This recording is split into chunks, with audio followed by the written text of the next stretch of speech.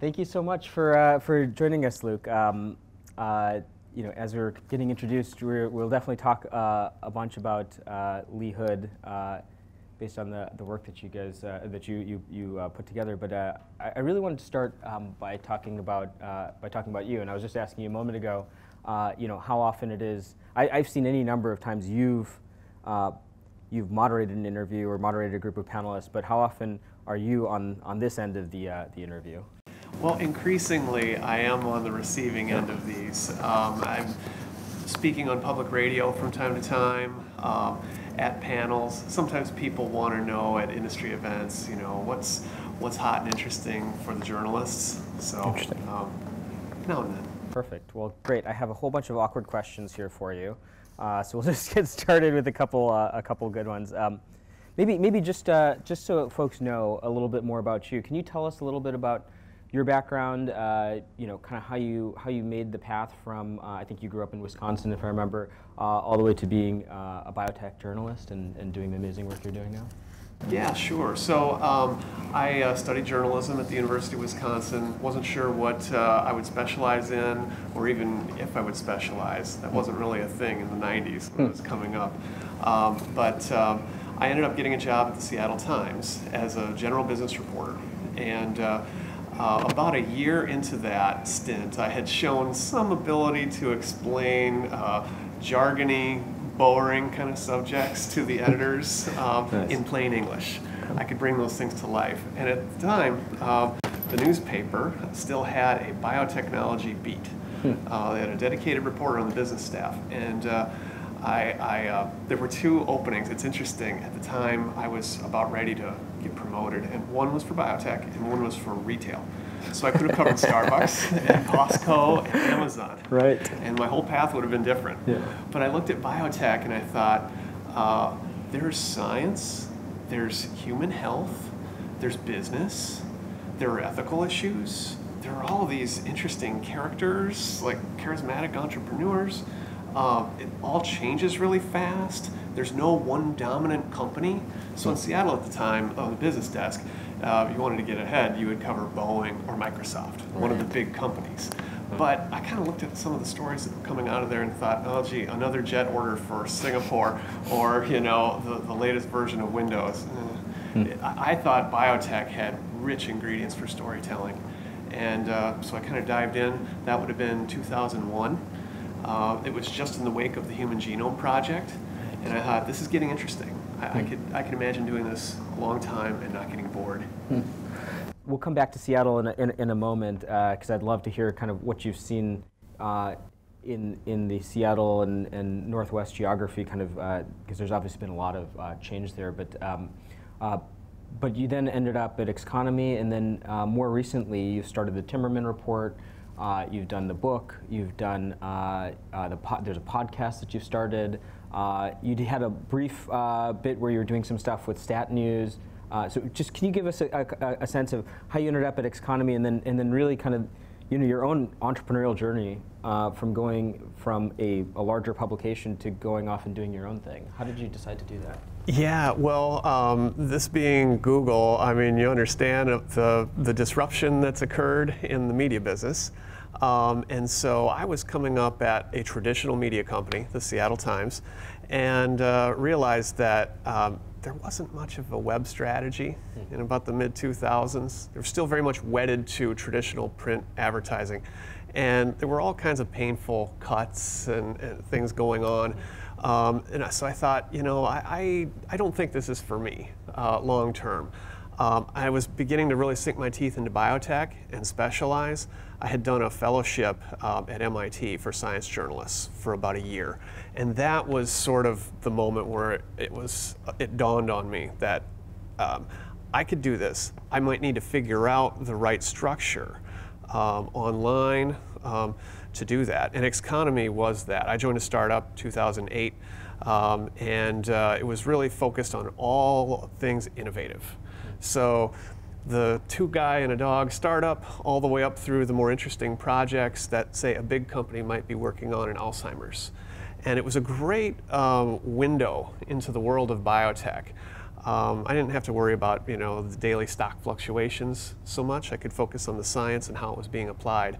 And so I developed a following.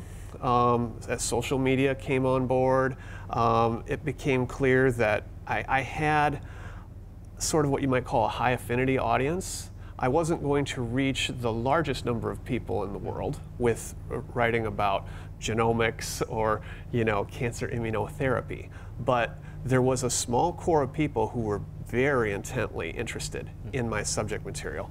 So that by the time I was about to move on from Xconomy 2014, I was thinking that yes, I could potentially hang out my own shingle as an independent media entrepreneur focused on my biotech niche, and then I could layer in some of these other things like podcasts. Eventually, when I finally got my book published, I could get that kind of in the portfolio as different ways to reach people in the information commons. That's great. So you started with the website, and then in the background we're building the book, writing the book. Is that how it worked, or how did you actually start that? I started the Hood project while I was still at Xconomy, but like a lot of authors, I got to this point where I realized I've done all these interviews, I've got all these documents, it's a mountain of material, I've got all my daily deadlines, when am I actually going to write this thing? Right. So I actually had to swallow hard and say, you know what, I think I need to leave my job if I'm actually going to write this book. Basically give myself a leave of absence, which was almost a year, to actually write the book, finish it, get it edited, and then I started the Timmerman Report. I see. So it was actually the book that prompted you to take the next step. Yeah. Great. Okay, that's really interesting. Different than what I thought. So let's turn our attention to the book. So, as I read through it, one thing that was striking, and as you know, I actually listened to it on audiobook, so I'm going to ask you some questions on that as well.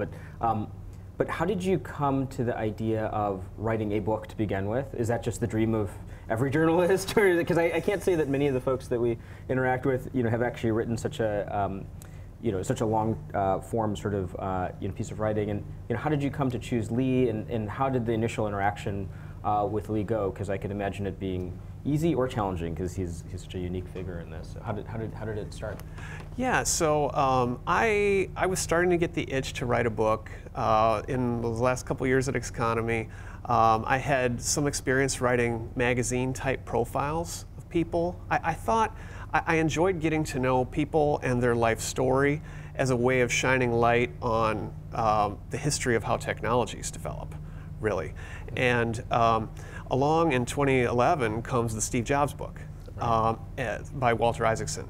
And I read this and I thought, now this is a great example of what you might call a living biography, because he was able to do a whole series of interviews with Jobs for the last couple years when he was still alive. And so you could get a lot of rich detail that you could never get just from reading the documentary record. You supplement the record with the interviews. And so this is a big bestseller too, and so it was kind of inspiring. And I looked around and thought, okay, I'm in biotech. Who do I know who has had some kind of catalytic effect on this industry? Maybe not as many aspects of tech that Jobs did, but immediately thought of Hood. Now, as you remember, I got started at the Seattle Times and based there, and Hood I got to know him very early on as a newspaper reporter. So I had a reporter-source relationship with him. I had covered his Institute for Systems Biology, which was sort of his next big idea in the wake of the Genome Project. And various startup companies he had been involved in. And I knew that there was this tremendous force of personality, and that he had a signature achievement that I could explain to anybody on the street. And that was that he led the team that developed the first automated DNA sequencer. So this was a tool that revolutionized biology, we could say with the benefit of hindsight. And it was akin to the development of the better, faster, cheaper semiconductors that Intel developed. Gordon Moore and Bob Noyce had that kind of catalytic and enabling effect on technology. So I thought Hood was a great subject. When so you'd known him from your time on the reporting side of it. how did you broach that subject with him? Yeah, that's a good question. Because those of you who've read the Isaacson book know that it pulls no punches. Yeah. There's the good Steve and the not so good Steve in there. And as an independent journalist, that's the kind of book I want to write. That's what I'll spend my time on. So I proposed something like this to Lee. And did you tell him there's going to be a good Lee and a bad Lee in this book? Or? I told him that I would talk to your friends and your enemies, your family. I want to tell the good, the bad, and the ugly. I don't know exactly what I'm going to find at the outset, but basically you need to put your confidence in me that I'm going to be fair to you, that I'm going to do my best to get it right. We aren't always going to see eye to eye. And it turned out that at the time he had been thinking about writing his own memoir, and it was kind of a difficult thing. Like, was he going to hire somebody to do it, and he didn't really have time, and he sort of looked and thought, okay, if you do this independent, number one, more people are likely to read it because it won't be sort of The World According to Lee, a whitewashed version. And number two, I mean, I think he had confidence in me that I knew the science and could put it in context. So he agreed. Let the chips fall. I'll agree to all the interviews you want to do. I'll open up my papers. So he was really good at being cooperative. So often you hear about biographies in that format, and I think that was even the case with Isaacson and Jobs, where there was kind of a tension or a debate in it. But it sounds like he was overall, open to it and actually relieved that he didn't have to write the book himself. Or there was that. I mean, but certainly there were tensions, especially getting closer to the end when you're fact-checking some parts of the story that don't jibe with his version of events. Can you give us a couple examples? Well, so it might be hard for those who haven't read the book, but there's a passage in here in which I report on how he was ousted as the chairman of biology at Caltech. Oh, yeah. And that was not reported at the time. So when Hood left Caltech in 1991, he was recruited by Bill Gates to the University of Washington. And this was sort of like the dawn of technology-driven biology, biology becoming more data-driven, more of an information science. He and Gates shared this vision. And it was a big story when, this great scientist from Caltech came to Seattle. It was in the Wall Street Journal. And none of the underlying tensions of what really led to his departure from Caltech were reported. Now, as a biographer, looking at these things in the documentary record and interviewing people 20 years later, you can dig deeper and get into more of the story. And that was embarrassing and hurtful. And there were times during the fact-checking process when Lee would try to revert back to the so-called cover story that Caltech was telling that enabled him to save face at the time. So we had some tensions, we had some battles over those things. One of the things I took away as I was reading through the book is that there's this element to Lee that I think is similar to some of the other great innovators of our time, whether you think of a Steve Jobs, or an Eric Lander, kind of the variety of other folks who we all kind of see in the media or in our companies and whatnot, where there's a bigger than life sort of quality. This is the grand vision of what we're going to do, even though it may not be clear how we're going to do it at the outset. As you spent time with Lee and wrote the book and thought through it, that came through in the book, that there's clearly that part to his persona. Did you find that was balanced by some other part where it's like, he also did produce the first automated sequencer, right? That's a technical achievement. How much of, to the extent that achieving great things takes breaking through barriers and looking at the world in different ways, in somebody like Lee, how much of him is grander than grand, and how much of it is, look, we got to make the stuff work? Is it 50-50, or just as you dug into his persona, how much of it did you see, or maybe there's a different framing to it, especially as you've talked to some of these other entrepreneurs who have those parts to their personas as well? It's a great point. There really are some common personality traits that you see in the people that really shake up a field and lead us to a new path. And it really is this single-minded intensity. First, it is the vision. And he is a biologist, first and foremost. This is where he came from, his training. and he really wanted to answer big questions about biology that you could not answer. Things like, how is it that we are able to mount an infinite number of antibodies in our immune system to protect us from all these pathogens in the environment, the viruses, the bacteria, when we don't have a gene for every single one of those? How does that happen? They didn't have the tools for that. So he wanted the answer, like really bad. And he was dedicated to developing technology to run bigger, broader experiments to gather the kinds of data that you would need to answer a question of that magnitude. And once he developed the vision, he just had this single-minded intensity. And you can even see on the cover photo of the book, that photo captures it. It's like this guy is in the zone. He's like, Tiger Woods lining up for a putt, or Lance Armstrong on the in the Tour de France.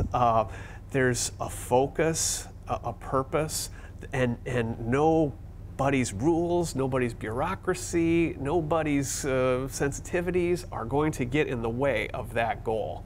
That's who he was, and so it was both his great strength and at times a weakness. Yeah, which I feel like we see so often, that those two things both change the world, but also can be painful for the people around them. That must have come out as you were talking to the people surrounding Lee as well, just kind of the inspiration that they draw, and perhaps some of the challenges of working in the environment that's created in that. That's right. Yeah, he threw off a tremendous amount of energy. Roger Perlmutter, who's now the president of Merck Research Labs, had this great quote, and he said that Lee is like the sun. He throws off all of this heat and energy, and he draws people. He's got this great gravitational pull. He draws people into his orbit. They're stimulated. They do a lot of their best work, graduate students and postdocs. It can be a little overpowering at times, suffocating in some cases. You invoked the context of Gordon Moore and kind of Intel and kind of the amazing work that was done to develop kind of infrastructure, kind of these fundamental tools or components that kind of raised the whole field. And I think that analogy kind of runs true to the work that Hood did. Kind of as you kind of think through the way that the various instruments that Hood developed unlocked biology, do you feel like we're seeing the full vision of what Lee had envisioned all the way back then today, or do you still feel like there's a lot more to be unlocked? Clearly we're seeing sequencing and all that sort of stuff, but are there other components of the vision that you heard from him that we're still waiting to see? Absolutely, yes. We're still in the early days. And just for a little bit of historical context, I mean, you know this since you've read the book, but when Hood was really emerging on the faculty at Caltech in the 70s, the first manual DNA sequencing techniques were being developed. And these were slow, tedious processes. A graduate student would spend his or her entire graduate school career and get a PhD based on determining the sequence of just one gene. So 5 years, you determine the sequence for making something like insulin. Right. Now, today, you can scrape off a skin cell and sequence the entire genome, the entire 3 billion bases that are you and me, in seconds. Right.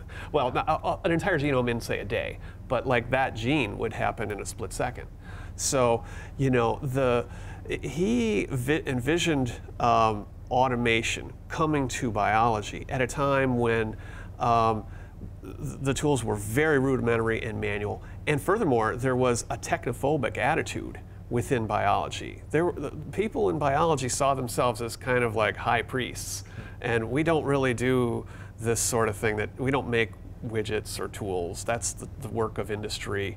And so Hood came in and said, no, we need to do both. We need to develop better tools to ask bigger and deeper questions. We need to gather new kinds of data and turn it into a bigger kind of information science.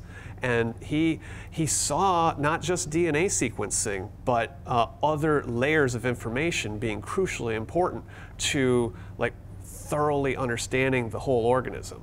So he developed what they call a microchemical facility at Caltech, where they would they sequenced proteins, they synthesized proteins, sequenced DNA, and synthesized DNA. 4 instruments working in harmony that would read and write in the language of life, so to speak. And by looking at the different layers of information, you could see you know, how things go awry and become diseased in a much more granular fashion than you could before. Interesting. You know, certainly sitting inside of Google, kind of you know, those 4 components, you know, you see some of which have totally transformed the industry. You know, feels like there's still you know, more to come in it. Certainly from a Google perspective, the role that the amount of data that's produced from that set of instruments, you know, is clearly profound, and would suggest that there's other infrastructure, other tool sets that need to be built to manage it and help get to that underlying ability, or that ultimate goal of reading and writing in the language of biology. How much of that part of it have you seen Lee Hood kind of focus on, having done all the instruments, you know, thinking about, okay, there's all this data that's coming off the instruments. You know, I think you referenced a couple things that he was doing, but where, you know, where did that research take you as you were thinking through, now that these instruments kind of exist, or parts of them exist, you know, what's next? Well, it's a great question, because you know, you can argue that we haven't yet reaped the dividends of the Human Genome Project and genomics, or information-rich biology, whatever you'd like to call it. Because I think we're still very much in the early days. We're learning that biology is even, as you peel back more and more layers of the onion, it gets more and more complicated. So the gene sequence, as you know, it's not absolutely deterministic. Just because you have a genetic abnormality doesn't necessarily lead directly to the path of disease. There are other points at which, you know, proteins, cells, you know, you need to get a more full picture. And we're not there yet. And so there are efforts, in fact, Google's baseline project is one, to try to, you know, better integrate these multiple layers of information, from genes, proteins, cells, but also your observable phenotype that's in your electronic health records. Now, we have some challenges with electronic health records in this country, and interoperability, getting different data sets to line up and talk to each other. So that's going to take years to work through. I remember in the book you described Araval, which was a company that, or is a company that Hood had just, I think, got launched, maybe just as the book was coming to press. Any news about that? Anything that you've heard, or because it seemed like that was starting to get to some of these, you know, questions around phenotype and how to tie all this stuff together with the genetic underpinnings. Yeah, so for those unfamiliar, Araval is a company, another startup company that Hood has gotten involved with, and it's trying to bring about what he calls scientific wellness.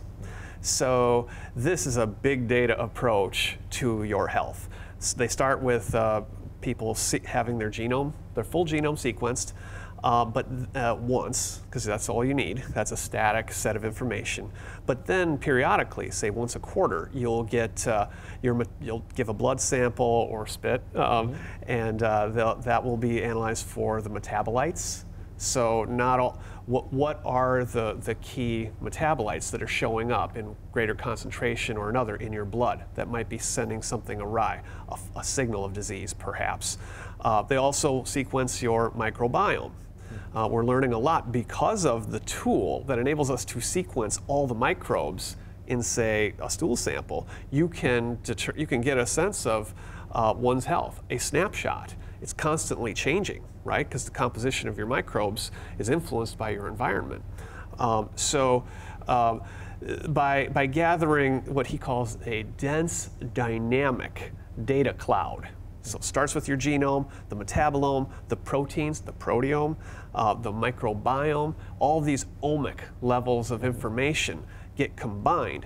And hopefully, by gathering all of this, they can see, say, a sign of an early warning sign of disease. So do you have something that kind of looks like it might be pre-diabetes, heading on the road toward you know, a more classic measurement of disease, like your hemoglobin A1C being too high. You're unable to control your blood sugar. Can we see it by gathering all of this information? There's going to be a lot of noise. Can we find that signal? Can we apply computers to identify disease at a point at which we can intervene and potentially correct before it's too late? And so they've layered in what they call a wellness coach.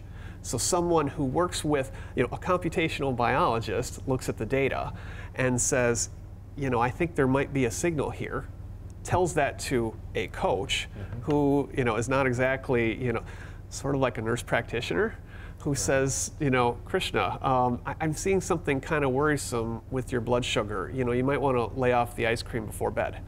And if so, can we, when we check a quarter after, can we see like that molecular perturbation has disappeared and you no longer look like you're on the path to pre-diabetes?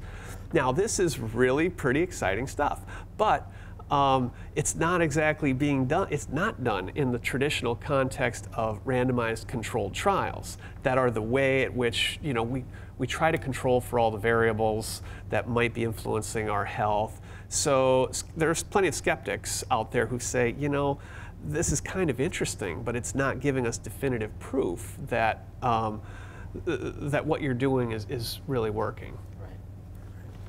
Right. I did want to get back a little bit to the Seattle and kind of the various sorts of geographies you see. I'll turn to the audience in a little bit and ask a couple questions, so cue some thoughts up here in a moment. But you know, on your website, you mentioned that you've been through 2 busts and 1.5 booms, I think, in the biotech sector. And I would assume that we're kind of still in the middle of a boom from your perspective. So maybe curious your perspective on, you know, where we are in a cycle here, having lived through a few yourself. But I'd also be really curious. I mean, you mentioned, you know, there was a world when you started your career where Microsoft and Boeing were the big industries in Seattle. You know, where are things today in Seattle, and then how are you seeing the various geographies that you spend time in? The big ones that I think of are, of course, Seattle, the Bay Area, you know, San Diego, New York, Boston. Do you spend time in all of these different geographies, and kind of what are you seeing, since you kind of perhaps more than most have a spectrum of insight across what various companies are up to in academics? Yeah. So first question about the boom. Yeah, I mean, we reached a peak there in the summer of 2015, where there was, you know, kind of a record number of FDA approvals. There was a record amount of venture funding. The stock markets were all riding high. And then came Martin Shkreli and some drug pricing controversies, which scared some investors, thought maybe the presidential election will go some direction that might clamp down on drug prices. So it fell down for a while. Now, in the this year, things have rebounded to some extent, and we're now back on a track again toward pretty close to a record number of FDA approvals. There are some very exciting drugs, which you know of. So I'm pretty optimistic that exciting things are happening with regularity. A lot of it here in the Boston area. Now, to the geography question, I mean, Seattle has been utterly changed in the 16 years that I've been there, the biggest one being the emergence of Amazon. They now have about 40,000 employees in the city of Seattle, and they've plopped them all just north of downtown. So there's a tremendous amount of, you know, bars and restaurants and, you know, condos and street activity that wasn't there in kind of a previously rundown part of town. It's brought a lot of growth, a lot of good economic growth, but also some growing pains, traffic and housing prices. It's a familiar story to many tech clusters. But as for biotech, I mean, I remain based in Seattle, and there's a terrific base of research there at the Fred Hutchinson Cancer Research Center and the University of Washington and a few other nonprofits. The Gates Foundation is there and leading the charge on infectious disease. But I get to Boston and San Francisco the most because these are the top 2 biotech clusters. So I'm meeting with companies and scientists and investors in those two places quite a bit. San Diego as well, New York once in a while. The way biotech has grown as an industry, it does tend to concentrate by geography around great academic research centers, great hospitals, and then the money and the entrepreneurs, and then all the service providers, all of the consultants, the law firms, everything that the regulatory affairs specialists, everything that you need kind of needs to be in one place. So that's the way it has evolved. Great. Let me see if there's any questions from the audience here. I was wondering if you've looked at any of the new T-cell therapies that are coming out. I've heard one of them got approved recently. I don't know if you've followed any of that. Yes. So for those unfamiliar, Novartis won FDA approval just a couple weeks ago for the first CAR T immunotherapy. And this is a therapy in which patient with cancer, blood cancer, has white blood cells withdrawn.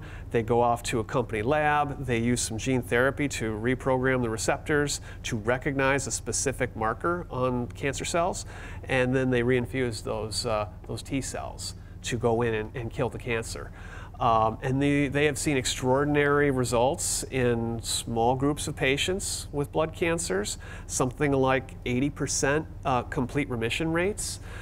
In kids with acute lymphoblastic leukemia. So this is a very exciting development. I mean, we just don't see 80% complete response rates in serious cancers with traditional small molecule or targeted antibody therapies. So, and furthermore, we're starting to gather the long-term follow-up data you need to say, yes, this is actually lasting.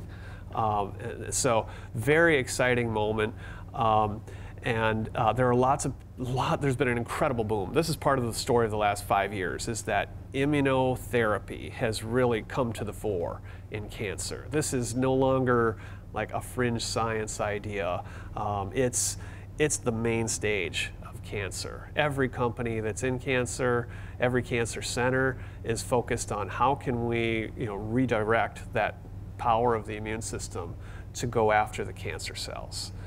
You actually have a feature on your website, Timmerman Report, if I recall, that was a review of every company in the immunospace done alphabetically, if I recall. And it was pages and pages of companies. And I was like, this is amazing.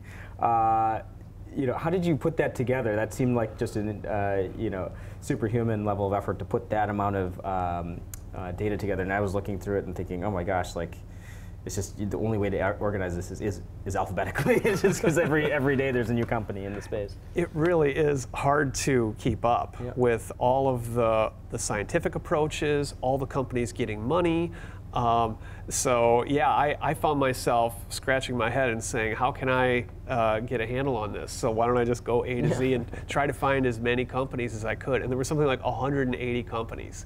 And I just wrote short profiles of each one of them back to back, along with some links to primary sources where you might be able to gather more specific information on each one. There's almost as many immunotherapy companies as there are video sharing companies, I think. Any questions out there? Sure, maybe just two quick ones. One just about Lee Hood. I'm just curious that the difficulties at Caltech back in the day, do you think any part of that is the conflict between sort of the new big science and what was sort of the traditional, R01 science? That's a great question, and absolutely yes. So Hood, because of the scope of this vision, as it was really, as he was bringing in the resources and the people to make it happen, his lab grew. He started colonizing more and more space on campus. He was the chairman, and he saw all of this as being part of his grand quest. Didn't necessarily pay a lot of attention to what the small science people on the faculty, what their priorities were. And so he ended up it evolved. When you have 60 or 80 people in a lab, and the guy down the hall has 5 or 6 graduate students working on some very narrow, esoteric problem, you know, it challenged the whole culture of the way Caltech operated, or really any university for that matter. The principal investigator-led model with 5 or 6 graduate students has been around for a long time and has given us a lot of good science. So people in the small science world looked at this and thought, what is this? I mean, how can you even adequately supervise these people? Who are they? Are they tenure track faculty, or are they, you know, like employees of like a little company? Do we actually have like a little company now inside of Caltech? It was strange. People, and it clashed with a lot of the identity of the way Caltech really saw itself as this elite institution doing these rarefied things. So just as a follow-up, so now being across the street from a place like the Broad that's so amazingly successful, do you see now, this many years later, after Leavitt's lab at Caltech, you know, you talked before about how journalism has been disrupted by various changes. Do you see academia in any sense being disrupted? I mean, obviously it adapts, these are very smart people, but can you point to like, oh, this is the trend we now might see in terms of academic straddling that line in biology between, you know, the large invention type laboratories of the Leavitt or the sort of thing we have here in Cambridge, you know, versus what was more classic R01, you know, lead investigators? I would say that these two forms can now coexist more easily. Small science is still alive and well. Well, I mean, it has its, the model is still intact. I mean, there are challenges to it with the NIH budget constantly under pressure.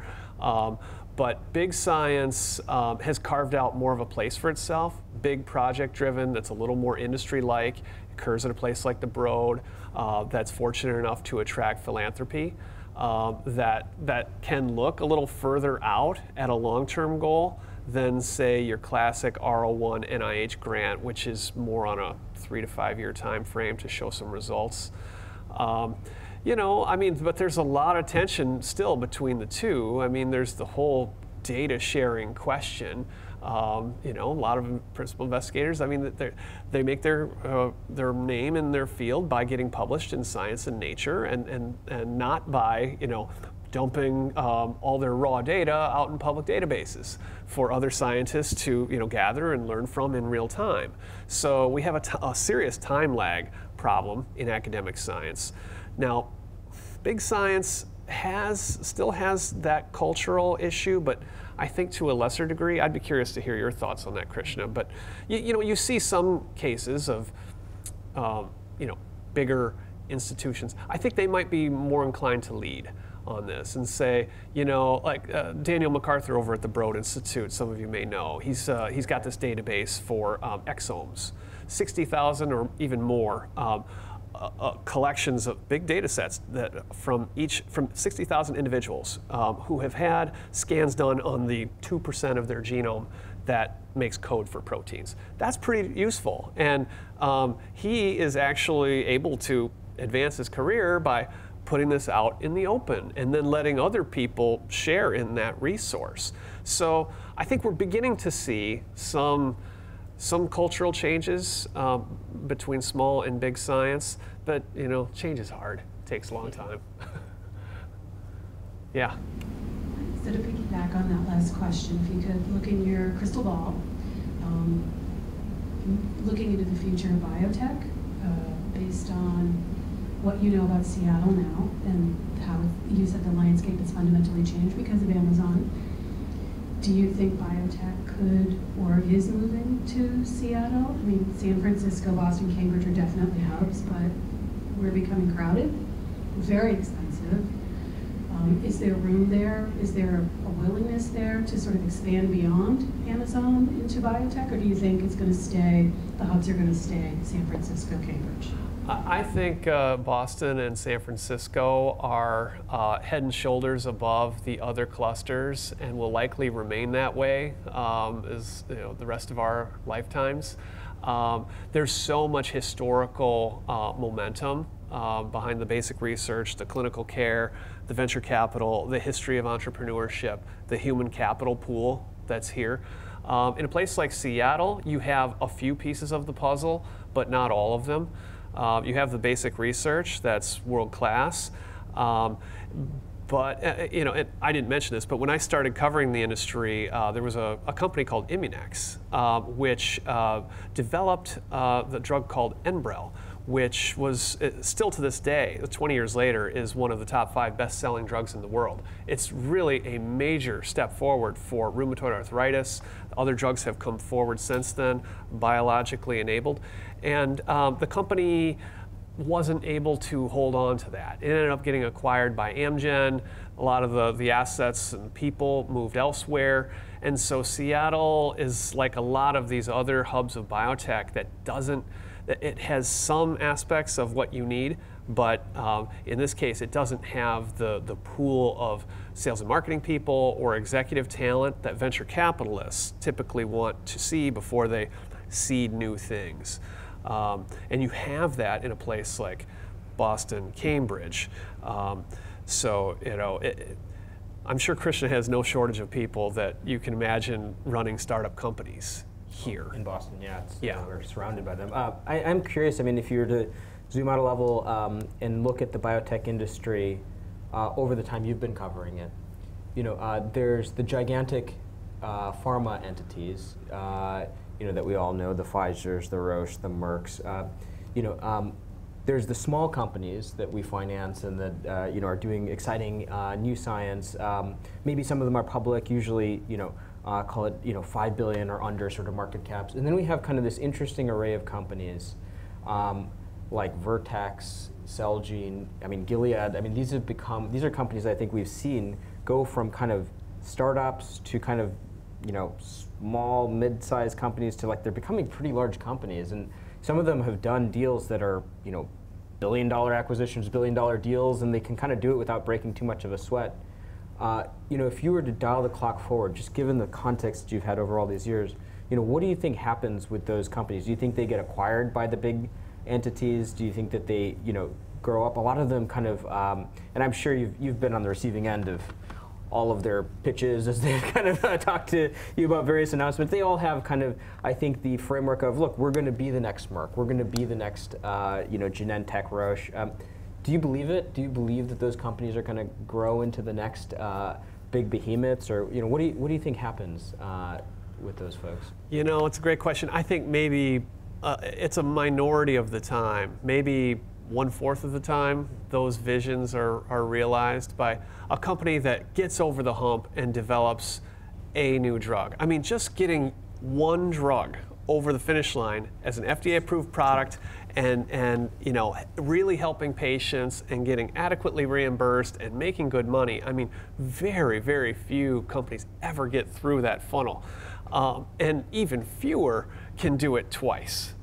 So, you know, this is the company down the street, Alnylam Pharmaceuticals, is a good example. So they've got RNA interference, gene silencing technology. They locked up a lot of IP early on. They raised a lot of money, brought in smart people, and 15 years later, they just now have the phase 3 validating data necessary for treating one rare disease, which looks like that's going to be a drug. Now they can start making money. But that really is not enough for them to become an enduring entity. They need to do it at least 1 or 2 more times to get diversified, like a Celgene or a Gilead. Even Gilead and Celgene have their diversification challenges. You look at how they make their money, and often it's one big thing. That does it. I mean, just to call it out. I mean, even for the Celgenes, the Gileads, the Vertexes. I mean, these are companies that are actually pretty big. But to your point, like they still, they're not fully diversified. Mm-hmm. And I guess that's, you know, maybe that's one of the questions. Like, you know, there's the Alnylams, and can they make the leap into becoming a commercial organization? That's, you know, something that, I mean, obviously John's a phenomenal leader. You know, you have Agios, similar, and I think you wrote an article about this. Like, you know, mm-hmm. the shift in culture from being an early stage R&D company to becoming a commercial organization. That's its own challenge. Even after you have the successful drug that's been approved, can you kind of convert the company into a commercial organization? when you look at this next level of companies, the Vertexes, Celgenes, Gileads, which have like maybe a small number of assets that are producing huge revenues, do you think that they will be able to get to that diversification? Do you think there's just as much risk there as you see on the early stage side of it? Yes. I mean, it's sort of like the old saying, getting to the mountaintop is hard, but staying there is even harder. Yeah, quite right. Regeneron Pharmaceuticals is one good example of a company that's now got, I think, 6 approved drugs, and they're laying the foundation for, genomics-based drug discovery, like really trying to link some of these layers of information that I was talking about earlier to try to create something sustainable, something that can, with some degree of predictability and reliability, roll off a new FDA-approved drug once every couple of years. I mean, it's still monumentally difficult and expensive, and things are going to fail for reasons that you can't fully understand, even after you've spent years and millions of dollars. But the companies that I think are able to invest in enough pieces of the R&D puzzle are the ones likely to endure. I think in Alnylam and Regeneron, these are companies that have a shot because of the investment in basic science. But often you see companies where that's not even the intention at all. Yeah. They take an asset out of Pfizer that looks like it has some promise and it needs some focused development for maybe 10 years, and that's all the goal is to get that one drug approved, sell it to a big pharma company, billions of dollars, reward the shareholders, and then the management, who's exhausted, will go sit on an island somewhere. Yeah, exactly. Let me see if there's any other questions. I've got a couple others lined up here, but anybody else? You were talking about the Seattle and Boston clusters in the U.S. What do you see around the rest of the world as far as centers for biotech? Yeah, that's a good question. So the UK has some biotech infrastructure. Germany is another. Some in Japan. But the vast majority of new drug discovery and development occurs in the U.S. Part of it, I think, comes back to the decades of investment from the federal government, the NIH, in creating centers of excellence. But also, you have an entrepreneurial culture where it's okay to gamble your career on one of these projects and maybe fail. And as long as you don't defraud somebody along the way, maybe you can try again. That's part of our culture. We also have a stock market that is very receptive and open to these very high risk, high reward propositions. And that's not true in other countries where there's a little more reticence around losing all of your money, which does happen. We could have a longer conversation about this, but there are special ingredients in the United States that have enabled this to be the place where a lot of this activity occurs. And now that's not guaranteed to last forever. I mean, we're doing some things that like with immigration, for instance, that could threaten our lead. It could force some of this activity to go elsewhere. And it very well, some of the ingredients are in place in other countries. They'd be happy to take it. I know you're in town to do a bunch of things, but as a venture capitalist, I'm obligated to ask you about the panel you're running later today about how to avoid VCs and get the money you need, which I actually think is a phenomenal topic. I thought you were going to ask me about your portfolio companies. Oh no, that's coming next. We do that offline. But there is kind of this interesting dynamic developing where there are kind of new sources of capital coming into biotech, and maybe it's because we're in this boom cycle of it. But I think you've done that panel in other settings, or maybe what are you seeing kind of out there aside from the traditional venture approach to financing these risky, crazy sort of companies? Yeah, what other sources of capital are there? Well, I think you hit it on the head. The reason for this is that biotech has had a good run. There were about 3 years in a row where it outperformed the S&P 500 and the NASDAQ Composite Index. So anytime that happens, you get more money flowing in and saying, gee, I'd like to outperform the market too. And so traditional VC has been around forever, and these are the folks who, they raise money from pensions, endowments, limited partners. Corporations. And so they're out there raising new funds every few years. That's one form, really the dominant, long-lasting form of venture capital, but there are all these other types out there, like corporate venture capital. So GV is an example, where you're not out there raising money from endowments or pensions, you've got some money set aside, generally. I mean, they come in different flavors, but some money set aside from the parent company that says, we will gamble some of this money on biotech startups. That's just part of our mission, and some of them will pay off and some won't, just like any venture capital firm. But we have our reasons for doing this.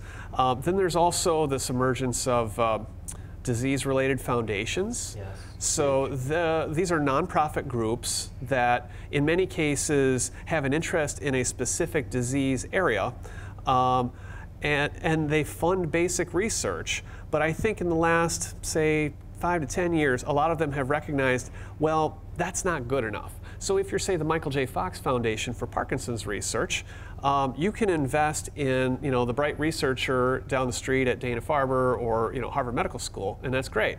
But their work is ultimately going to lead to a published paper in the New England Journal of Medicine. And again, that's great, but it doesn't go all the way to a new Parkinson's treatment. So how do you get there? Well, maybe you could take some of your money and make equity investments in a spin-off company that takes an asset out of that lab. And so many of them have realized, can we set up this sort of equity investment component within our charter? The Gates Foundation does this for all kinds of immunology-related companies that may have an application for vaccines in the developing world that the foundation cares about, but it also may be useful for cancer. Yep. And that would be like something that traditional VCs and corporate VCs can all get together on. And so you're seeing disease foundations, corporate venture funds, but also now family offices. So this is sort of the billionaire phenomenon. Somebody like a Peter Thiel, who says, gee, I can start a company, a biotech company that's, all I need is, a bright scientist and, a team of advisors. And what do you need? 10, 20 million to run the next set of experiments. Go give it a shot. Mm-hmm. So you got a lot of different kinds of new investing entities. I've got so many more questions for you, but I'll ask you them probably in another setting like this. Well, thank you, Luke, for taking the time to talk to us both in the room and all the folks virtually here. You started things off by saying that you kind of you could have gotten to a variety of different areas of journalism, and you kind of picked this area because of all the exciting staff and people in it.